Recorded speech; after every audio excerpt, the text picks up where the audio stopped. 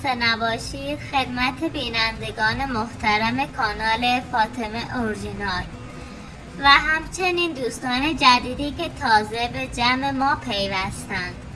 امیدوارم حال دلتون عالی باشه و مثل همیشه آماده باشید که یک حقیقت تازه رو با هم بررسی کنیم. قبل از اینکه وارد موضوع اصلی بشیم حتما در کانال دوم ما عضو شوید، چون اگر روزی مشکلی برای کانال فعلی پیش بیاید فعالیتمون رو بدون توقف در کانال دوم ادامه خواهیم داد.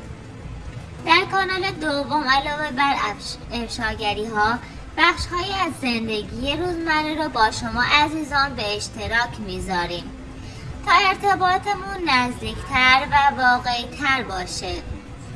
ورود به موضوع اصلی، علی و نقش‌های ساختگی که برای جذب بازدید بیشتر بازی میکنن و امروز در مورد این کانال صحبت خواهیم کرد. امروز میخواهیم درباره کانال علی صحبت کنیم، کانالی که این روزها با صحنه سازی ها و نقش های عجیب سعی دارد توجه بیننده ها را جلب کند. اما سوال اینجاست که آیا این صحنه ها حقیقت دارند یا فقط یک نمایش ساختگی برای جذب بازدید بیشتر هستند؟ در این ویدیو همسر واقعی علی فاطمه است و فرزندان او نیز متعلق به خود علی و فاطمه هستند. اما اخیراً خانمی وارد کانال شده که ادعا می کند همسر دوم علی هست. این ادعا باعث شده خیلی ها سردرگم شوند و تصور کنند علی واقعاً ازدواج دوم داشته.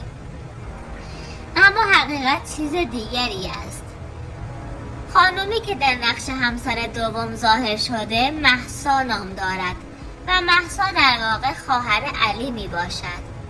این نقش سازی کاملا ساختگی است و هدفش فقط جذب بازدید بیشتر بوده. در یکی از ویدیوها پدر علی به زبان محلی به بچه ها می گوید بچه ها شماها عمه را دوست دارید؟ بروید با عمه بازی کنید. و در واقع عمه همون مهسا است که به مهسا که به بچه ها می گوید با عمه خود بازی کنید. بیوتی عمه تا بوسید. بیا ایرو. بیوتی عمه. بیا ایرو. نینش وزیر اسانسه همه. البته این ترجمه ها را برای شما انجام ندادند و بیشتر صحنه ها را ترجمه دقیقی نمی کنند و بیشتر صحبت هایی که به زبان محلی می گویند را ترجمه نمی کنند و میدانند که بینندگان زبان محلی را بلد نیستند و می توانند هر حرفی که می خواهند در ویدیوها به کار ببرند. ولی من سعی می کنم در مورد آنها واقعیت ها را بگویم و زبان و جملاتی را هم که به دروغ ترجمه می کنند را برایتان به وضوح ترجمه کنم و شما باید حقیقت این کانال ها را بدانید و بدانید چه کانال هایی را دنبال می کنید و پولتان را هدر ندهید. همین جمله ساده پرده از حقیقت بر می دارد و نشان می دهد مهسا عمه بچه هاست، نه همسر دوم علی، چون دروغ است. بخش سوم، زندگی واقعی مهسا. خود مهسا متأهل است و همسر واقعی او احمد رضا نام دارد. این زوج در کانال های دیگری نیز دیده شده اند و زندگیشان کاملا مشخص است. علی به مهسا پیشنهاد داده که در کانالش نقش همسر دوم را بازی کند تا مردم تصور کنند او واقعا ازدواج دوم کرده و همین موضوع باعث افزایش بازدید شده است. علی حتی به مهسا قول داده که ماهانه بخشی از درآمد یوتیوب را به او بدهد تا او نیز در رفاه بیشتری زندگی کند. در ابتدا احمد رضا مخالفت کرده بود چون نبود مهسا در خانه باعث می شد کارهای روزمره و مدیریت خانه سخت‌تر شود.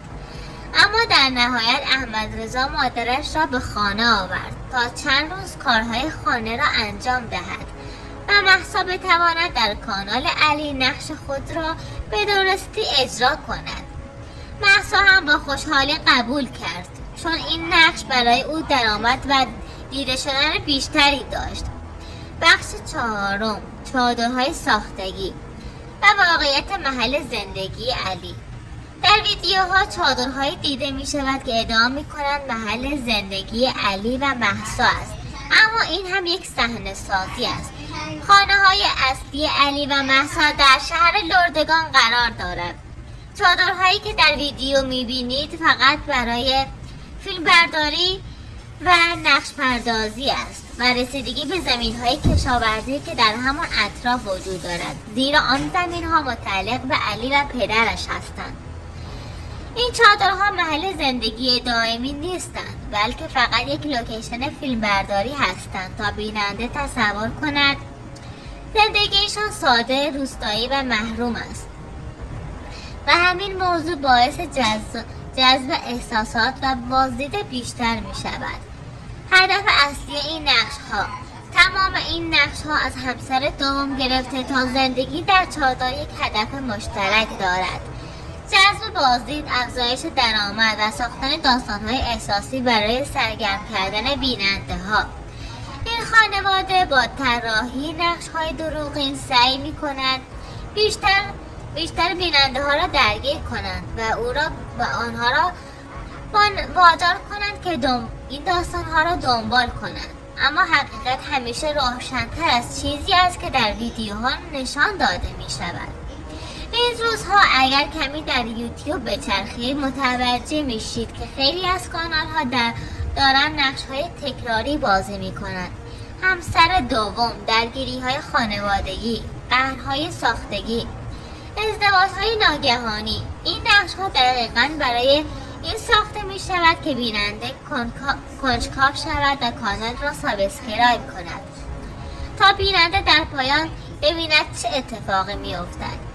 اما مشکل اینجاست که این نقش های واقعی نیستند و خیلی از بینندگان باهوش کاملا متوجه شدند که این فقط یک نمایش برای جذب بازدید است.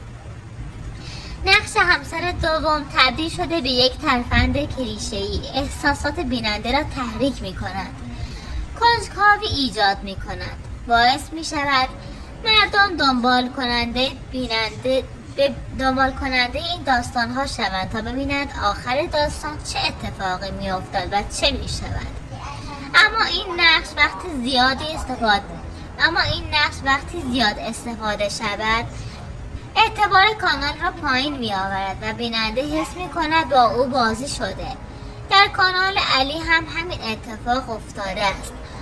آن خانمی که ادعا می کند همسر دوم علی است در واقع مهسا خواهر علی می باشد. این نقش کاملا ساختگی بوده و هدفش فقط جذب بازدید بیشتره. در یکی از ویدیوها پدر علی همانطور که گفتم مهسا را به زبان محلی صدا می زند و حتی به او می گوید به بچه ها می گوید بچه ها با عمه بازی کنید. پس اینجا حتی مشخص شد که مهسا خواهر واقعی علی است. همین جمله ساده پرده از حقیقت بر می دارد. علی حتی به مهسا قول داده که ماهانه درآمد زیادی به او بدهد و او در رفاه زندگی کند. اما طور که گفتم آنها نقش‌های زیادی در کانال‌های زیادی هم بازی کردند که آن نقش‌ها مشخص نیستند و برخی کانال‌ها را باید جستجو کنم تا آن نقش‌ها را پیدا کنم برای شما و آن را به نمایش بذارم تا خودتان حقیقت این زندگی و ماجرا را بدانید و ببینید این کانال‌ها به چه صورت هستند و چرا این نقش‌های دروغین را بازی می‌کنند. و همانطور که گفتم مکان فقط برای فیلم برداری تعیین شده و حتی زمین‌های علی و پدرش هم در همین نزدیکی هستند. و خود پدر علی برخی صحبت‌هایش حقیقت دارد. او واقعا دوست دارد همسر دوم اختیار کند، اما جرأت ندارد با وجود همسر اول چنین کاری انجام دهد. در فرهنگ بختیاری و برخی ایرها مخصوصا ریش‌سفیدان این موضوع دیده می شود که سنین بالا و ریش سپیدان همسر دوم اختیار می کنند و دوست دارند با یک شریک دوم زندگی کنند. اما این موضوع معمولا در نسل‌های قدیمی تر قابل قبول تر بوده و زنان مسن تر با آن کنار می آیند. اما یک زن جوان نمی تواند. زن جوان نمی تواند با چنین موضوعی کنار بیاید و این اختلافات فرهنگی باعث می شود این نقش‌ها در یوتیوب بیشتر جنبه نمایشی داشته باشد تا واقعیت. پدر علی از نوجوانی کشاورزی و دامداری می کرده و همسر اولش تمام عمر کنار او زحمت کشیده. بعدها علی ازدواج کرد و وضعیت مالی خوبی هم نداشت، اما وقتی اقوامشان در یوتیوب به درآمد رسیدن، علی هم کانال خودش را راه اندازی کرد و نقشهایش را اجرا کرد. در نهایت موفق شد در یوتیوب به درآمد برسد و یک شب جشن بزرگی با خانواده گرفت و از موفقیت خود خوشحال بود. ماشین دارد، خانه دارد، زمین بزرگی در لردگان خریداری کرده و از همه مهمتر عاشق فاطمه هست. این حال نشان می‌دهد نقش همسر دوم فقط یک داستان ساختگی بوده و واقعیت زندگی علی چیز دیگری است.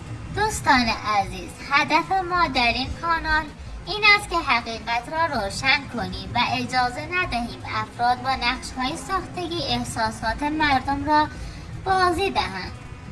از شما ممنونم که مثل همیشه همراه ما هستید و با حمایت‌های خودتان باعث می‌شوید این مسیر را ادامه دهید.